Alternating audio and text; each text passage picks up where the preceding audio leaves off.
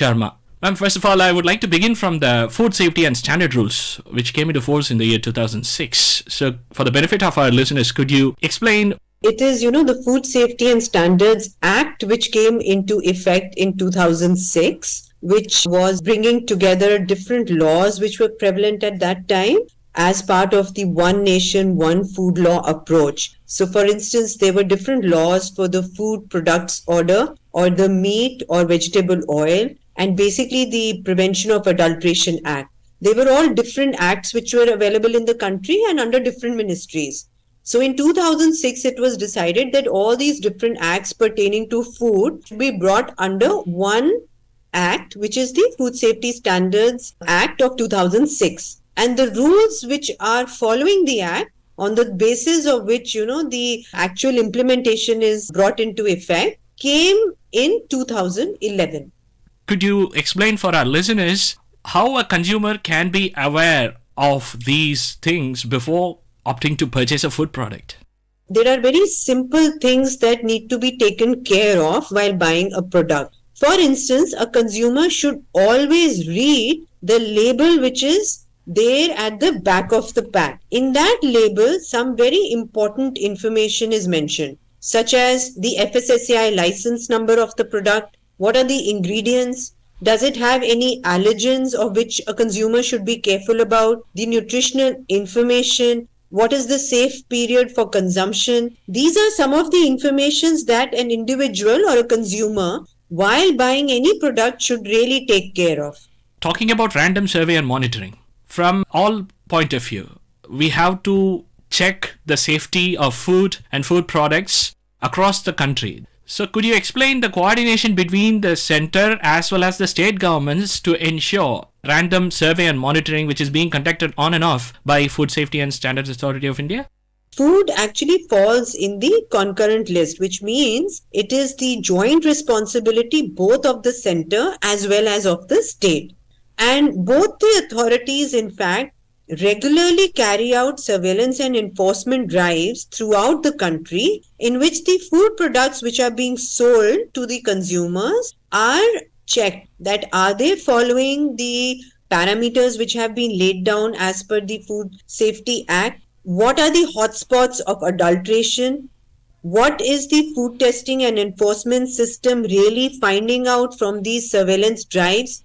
Do we need to bring out certain rules or change the existing rules to make it more stringent? So the joint activity is something which is regularly being done to ensure food safety.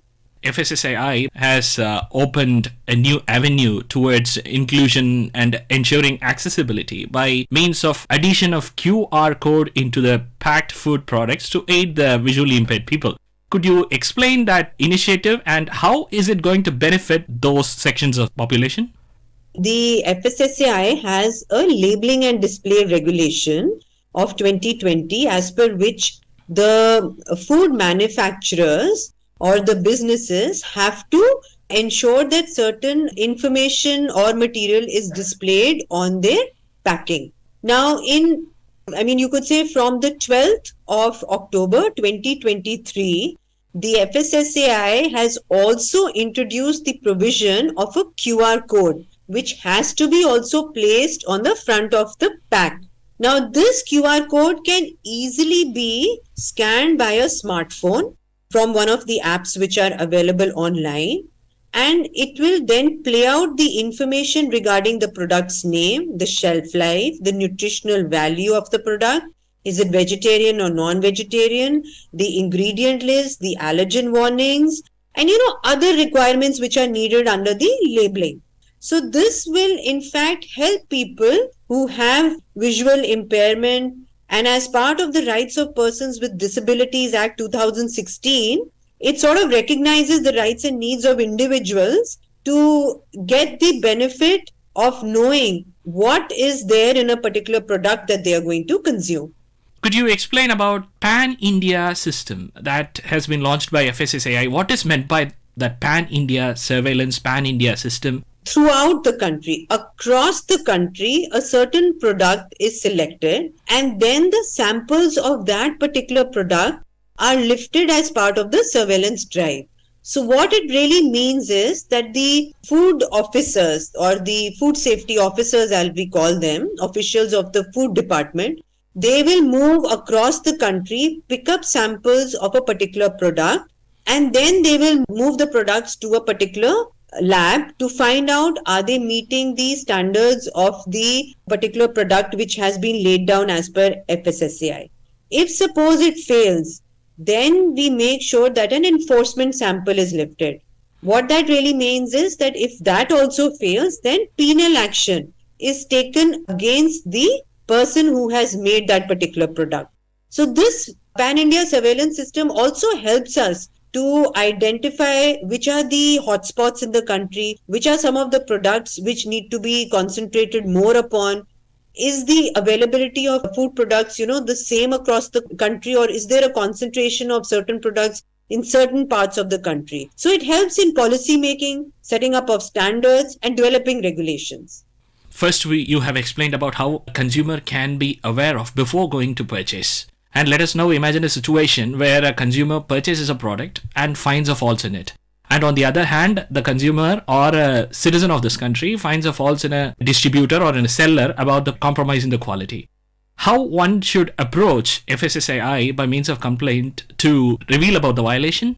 So FSSAI has developed a mobile-based official app which is called the Food Safety Connect. This can easily be downloaded, and if any consumer has any complaint regarding any product, they can easily fill up the details of that product on the Food Safety Connect. Then a ticket number is generated through which the complainant can actually track the progress of the complaint that has been made. The online system automatically sends the complaint basis the address to the concerned officer, and then the concerned officer makes the necessary investigations or queries and finds out what is the problem, and corrective measures are then taken. We also have a 24-hour helpline at the headquarters in New Delhi. Besides, states also have their own helplines where consumers can easily go and discuss their complaints. Ma'am, now we can speak about adulteration because it is one of the major challenges to food safety. So, to contain adulteration, FSSAI has come with a DART initiative. What is meant by DART initiative and how it works? If suppose a consumer has got a product, what is the way in which you will find out if it is genuine, or do you feel that there may be some adulteration in it? The only remedy for a consumer would be to send it to the lab, which is a very cumbersome and sometimes an expensive way. So what FSSAI did was they came out with a small booklet called the Detect Adulteration with Rapid Test, or DART. This is a compilation primarily of common quick tests for detecting food adulterants in households by citizens themselves. So there are over 50 tests which you can do at home with the help of very easily available items such as water or tincture of iodine. And you can test, products like milk products, oil and fats, sugar, confectionery, food grains, spices. These things can easily be then tested at home. So there are pictorial representations, and we also have a lot of YouTube videos on these on the DART booklet itself, available on our FSSAI website. We need to inform this to the people as well who are the ultimate beneficiaries and who should be aware of these initiatives. So for which communication becomes the key. Could you explain us what are the initiatives that have been taken to create awareness and to reach out to the people regarding these initiatives?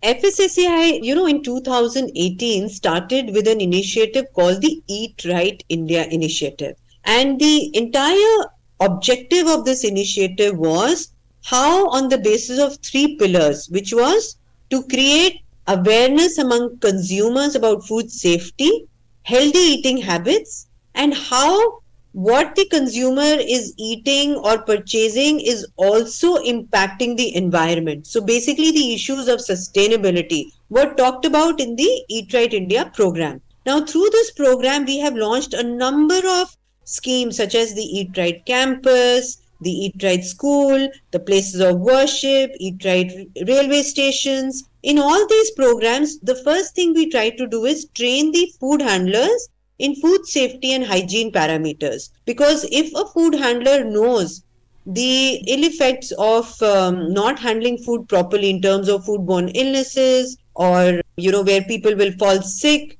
then they are more careful. And the second aspect is that when consumers are moving out of their homes and they are a little aware about what food choices they should do in such places, then foodborne illnesses can easily be avoided. In 2022, there were two important surveys that have been conducted to ensure quality and safety, National Milk Survey and the National Jaggery Survey. What are those surveys meant for, and how is it helping those beneficiaries like consumers? FSSAI carries out pan-India surveillance drives primarily to find out what is the availability, food safety of a particular food product. So the National Milk Survey in 2022 was done in the month of October. And the reason was because there was a lumpy skin disease outbreak, and just to check a thing with milk, samples were lifted. So about 800 milk samples were collected from about 133 locations in 12 states, which included about 650 samples from 10 states where the lumpy skin disease outbreak had happened, and 144 samples were taken up from 2 states where there was no outbreak, and this was more like a controlled sample methodology. As part of the methodology that you adopt while lifting samples, you also have certain controlled samples. So when it was done, it is very interesting. It was found out that out of the total samples, all the samples we created, only 3, which comes to about 0.4% of the total samples, about 800 samples, were unsafe due to the presence of antibiotics. So rest all the samples were found to be safe. The second sample surveillance we did was of jaggery in 2022, done in February 2022. And again, samples were lifted from about 250 locations across 35 states and union territories. And about 3,060 samples were collected, in which about 1,000 were packed and 2,050 were loose, like you find samples are lifted from there. So basically what was found was that about 34% was substandard, which means they are not unsafe, they are just not meeting the full standard parameter which we have laid down.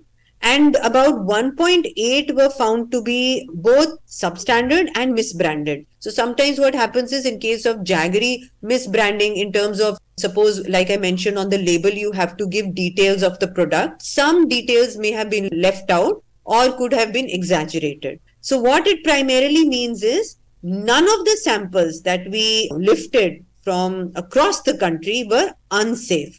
That means they were all safe. There were no heavy metal contents or any other adulterants found which are actually not good for the health or for a person who's consuming it. In the month of November, FSSAI is going to put up a stall in one of the mega events that relates to food. So could you explain us how FSSAI is going to contribute in that?